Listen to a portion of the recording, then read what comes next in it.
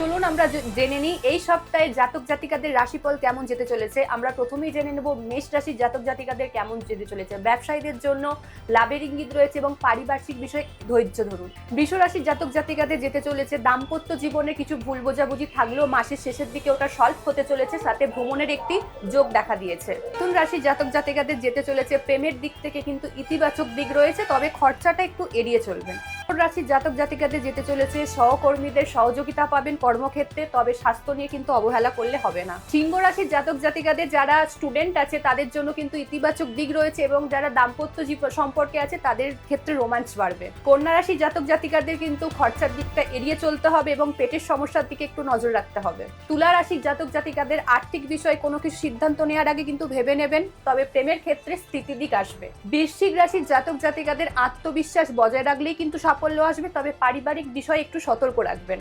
ধনু রাশির জাতক জাতিকাদের ক্ষেত্রে যারা নতুন ব্যবসা করেছেন তাদের জন্য নতুন চুক্তির সম্ভাবনা ভালো এবং স্বাস্থ্য আপনাদের ভালোই যাবে।